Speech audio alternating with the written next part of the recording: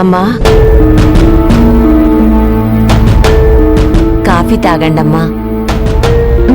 వద్దు లక్ష్మమ్మ. మీరు రాత్రంతా నిద్రపోకుండా ఇక్కడే ఎలా కూర్చున్నారమ్మా? ఏం చేయమంటావు లక్ష్మమ్మ? నిద్రల పడుతుంది.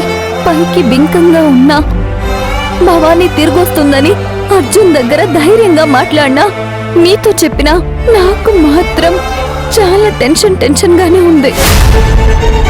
భవానీ ఏమైందో అర్థం కావడం లేదు. పోలీసుల దగ్గర నుంచి ఏ కబురు రాలేదమ్మా? వాళ్ళకి కంప్లైంట్ చేశాను, కానీ వాళ్ళ దగ్గర నుంచి ఇంకా ఎలాంటి సమాచారం దొరకలేదు.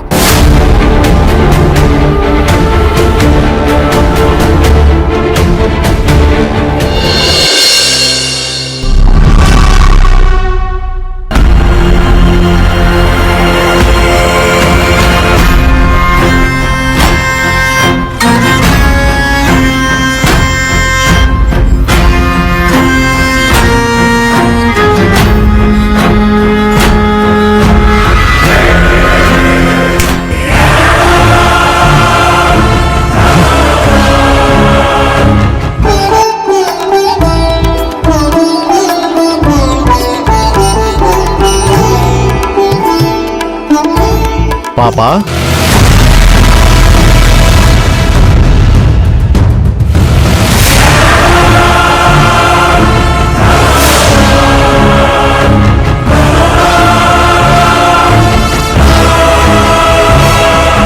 ఎవరి బిడ్డవమ్మా నువ్వు?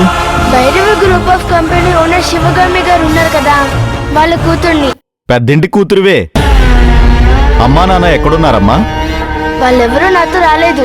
అమ్మా నాన్న రాకుండా చిన్నపిల్లవి నువ్వు ఒక్కదానివే వస్తావా?